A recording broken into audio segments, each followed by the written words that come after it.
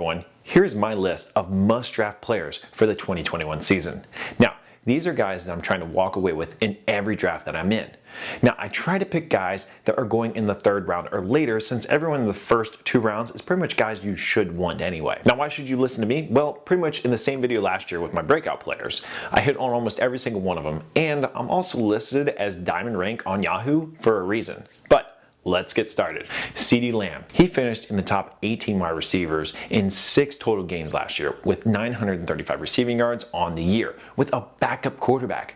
Now, he has Dak Prescott back in action, which is a huge upgrade from Andy Dalton. With Cooper always dealing with some sort of injury, Lamb has a chance here to become the #1 target in Dallas. And we all know the top dog in Dallas gets some amazing fantasy football points. Chase Claypool. Look, this guy did some crazy stuff his rookie year with scoring 11 touchdowns for the Steelers and having some massive big plays.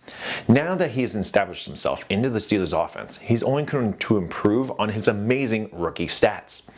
He finished as a top 14 wide receiver 5 times last year.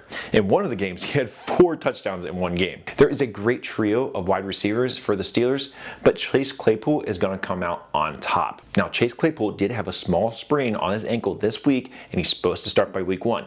Keep an eye on the injury. If he's out, I'd like to change this to Deontay Johnson because his targets are going to go up even more. Ryan Tannehill.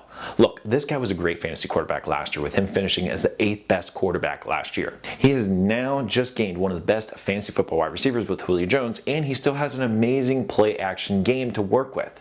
Tannehill is being drafted as the 11th best quarterback off the board this year.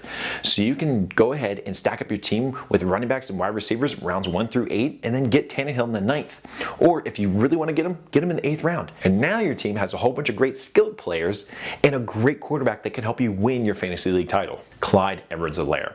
Now, he was on my breakout list last year, and he didn't blow up like we expected him to, but he still had a good season. He ended up with almost 1,100 total yards, but he really lacked in touchdowns with only 5.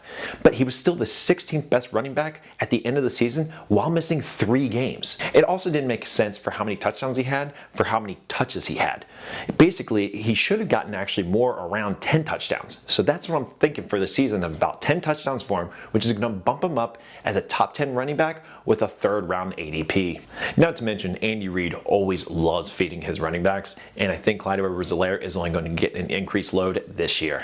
Trey Lance. Look, Lance was already in my sleeper video, but this guy is someone that I'm not leaving my draft without getting. His ADP is jumping up like crazy, but this guy could be a top 5 quarterback by the end of the season if he ends up starting by week 3.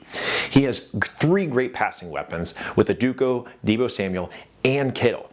But the guy has a great running game, and that is a rookie quarterback's best friend. And I absolutely love this guy to be a breakout player. And even with his ADP going up, you could still get him around the 9th round, just where you would get Ryan Tannehill. Are there any breakout players that you guys think are going to be this year? Let me know in the comments down below. If you guys like this video, please hit that like and subscribe button, and I'll see you guys in the next huddle. Ready?